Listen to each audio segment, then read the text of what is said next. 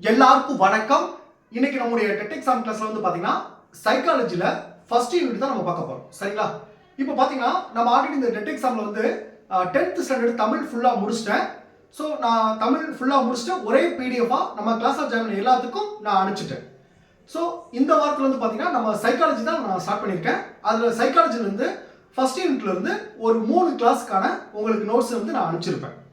இன்னைக்கு வந்து பாத்தீங்கன்னா அந்த ஃபர்ஸ்ட் யூனிட்ல என்னென்ன டாபிக் இருக்கு அதை பத்தி நான் உங்களுக்கு டீட்டெயிலா சொல்றேன். நம்ம எப்பயுமே வந்து ஒரு யூனிட்டை நம்ம படிக்க ஆரம்பிக்கிறதுக்கு முன்னாடி அதுல என்னென்ன விஷயம்லாம் இருக்கு, என்னென்ன முக்கியமான டாபிக்லாம் இருக்கு அதை பத்தி ஃபர்ஸ்ட் நம்ம தெரிஞ்சுக்கிட்டு அந்த கண்டென்ட்டோடைய அடிப்படையை புரிஞ்சுக்கிட்டு அதுக்கப்புறம் நம்ம படிச்சோம்னா நமக்கு ஈஸியா இருக்கும்.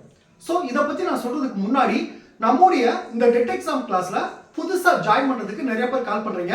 நீங்க எப்படி ஜாயின் பண்ணணும்னா என்னுடைய மொபைல் நம்பர் 9159084262 இந்த நம்பருக்கு நீங்க கால் பண்ணுங்க. நம்முடைய கிளாஸ்ல நீங்க எப்படி ஜாயின் பண்ணலாம் சொல்லி நான் உங்களுக்கு டீடைலா சொல்லிடுவேன். அதே மாதிரி புதுசா ஜாயின் பண்ணவங்களுக்கும் நான் இதுவரைக்கும் நடந்த அந்த பழைய நோட்ஸ் எல்லாமே நான் சேர்த்து அனுப்பிச்சிருவேன்.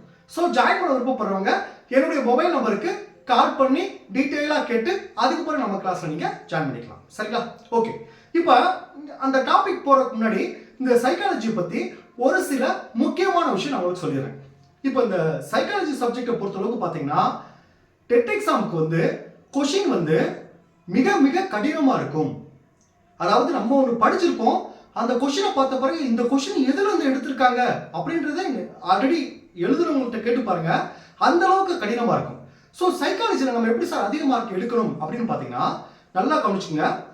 ஒவ்வொரு யூனிட்டும் என்னென்ன டாபிக் இருக்கு, அந்த டாபிக்குடைய அடிப்படை புரிதல், அதாவது இதுனா அதோடைய முழுவதுமான விளக்கத்தை நம்ம புரிஞ்சுக்கிட்டு அதுக்கு பிறகு நம்ம 1 மார்க் கொஸ்டின் படிக்கணும். அவன் கொஸ்டின் வந்து எப்படி இன்டைரக்டா கேட்டா கூட நமக்கு அந்த அடிப்படை கான்செப்ட், அதாவது அந்த யூனிட் ஒன்று முழுவதும் நம்ம புரிஞ்சுக்கிட்டோம்னா அவன் எப்படி கொஸ்டின் கேட்டாலும் நம்ம கரெக்டான ஆன்சரை வந்து செலக்ட் பண்ணுறதுக்கு ரொம்ப ரொம்ப உதவியாக இருக்கும். ஸோ சைக்காலஜி சப்ஜெக்டை பொறுத்தளவுக்கு கிளாஸை கவனிக்காம நீங்கள் எவ்வளோ தூரம் படித்தாலும் நமக்கு அதிக மார்க்கை எடுக்க முடியாது. சைக்காலஜியை பொறுத்தளவுக்கு எந்த அளவுக்கு நம்ம கிளாஸை கவனிக்கிறோமோ, எந்த அளவுக்கு நம்ம புரிஞ்சுக்கிறோமோ அந்த அளவுக்கு தான் நம்ம ஜெயிக்க முடியும். சரிங்களா? ஓகே, இப்போ டாபிக் போவோம். இப்போ யூனிட் 1 எடுத்தீங்கன்னா growth and development of the child. இதில் வந்து பார்த்தீங்கன்னா என்னென்ன டாபிக்லாம் இருக்கு, இந்த யூனிட் 1ல என்னென்னலாம் கவர் ஆகுது அதை பற்றி இன்னைக்கு நான் டீட்டெயிலாக சொல்லிடுறேன். அடுத்த கிளாஸ்ல இருந்து ஒவ்வொரு டாபிக்கை பற்றியும் நான் கிளாஸ் எடுக்க ஆரம்பிச்சேன். சரிங்களா? ஓகே, இப்போ பாருங்க, யூனிட் 1 பொறுத்தளவுக்கு நமக்கு 7 தலைப்புகள் ரொம்ப ரொம்ப முக்கியமானது. அதை ஃபர்ஸ்ட் ஒன்று பாருங்க, வளர்ச்சி.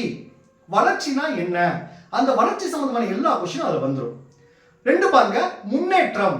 முன்னேற்றம்னா என்ன, அது சம்பந்தமான கொஸ்டின் எல்லாரும் வந்துடும். 3வது தலைப்பு பாருங்க, வளர்ச்சியின் இயல்புகள். வளர்ச்சியின் இயல்புகள் ஆரம்பத்துல இருந்து வளர்ச்சி வந்து ஒவ்வொரு இடமா எப்படி வருது, அதோட இயல்புகள் என்ன, அது சம்பந்தமா கொஸ்டின் இருக்கும். 4th தலைப்பு பாருங்க, முன்னேற்றத்தின் இயல்புகள். அந்த முன்னேற்றம் எப்படி மனிதனுடைய வாழ்க்கையில ஏற்படுது, எது முன்னேற்றம், முன்னேற்றத்துக்கு எதெல்லாம் தடையா இருக்கு, முன்னேற்றம் எப்படி மனிதன் அடுத்த கட்டத்துக்கு கொண்டு போகுது, அதெல்லாம் இருக்கும். அடுத்து 5வது தலைப்பு பாருங்க, வளர்ச்சி மற்றும் முன்னேற்றம் இவற்றிற்கு இடையேயான வேறுபாடுகள், அது சம்பந்தமா இருக்கும். அடுத்து 6வது தலைப்பு பாருங்க, வளர்ச்சி முன்னேற்றம் ஆகியவற்றின் பல்வேறு அம்சங்கள். அந்த பல்வேறு அம்சங்கள்ல வந்து பாத்தீங்கன்னா ஒரு 6 தலைப்பு இருக்கு. இதுல ஒவ்வொன்றுல இருந்தும் 50 கொஸ்டின் இருக்கும்.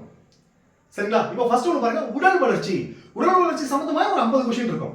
2 பாருங்க, மன வளர்ச்சி அல்லது அறிதிறன் வளர்ச்சி. 3 பாருங்க, மனவெழுச்சி வளர்ச்சி. 4 சமூக வளர்ச்சி. 5 ஒழுக்க வளர்ச்சி. 6 மொழி வளர்ச்சி. இப்படி ஒவ்வொரு டாபிக்குமே தனி சிலபஸா இருக்கும். சரிங்களா? அடுத்து 7வது தலைப்பு பாருங்க, வளர்ச்சி நிலைகள். வளர்ச்சி நிலைகள் 2 நிலைகள் இருக்கு. 1 பிறப்புக்கு முந்தைய நிலை, 2 பிறப்புக்கு பிந்தைய நிலைகள். இந்த பிறப்புக்கு முந்தைய நிலைகள் கீழே என்னென்ன வரும்னா முளை நிலை, பிண்ட நிலை, முதுசூல் நிலை, இந்த 3 நிலைகள் வரும்.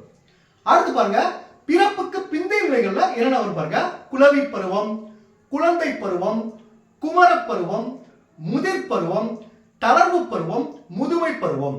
இது வந்து பாத்தீங்கன்னா உங்களுக்கு ஒரே பாயிண்ட் சொல்லிட்டு, ஆனா இதுக்கு ஒவ்வொரு தலைப்புக்கு கீழேயுமே ஒரு சிலபஸ் சுருக்கமா இருக்கும், நிறைய கொஸ்டின் வரும்.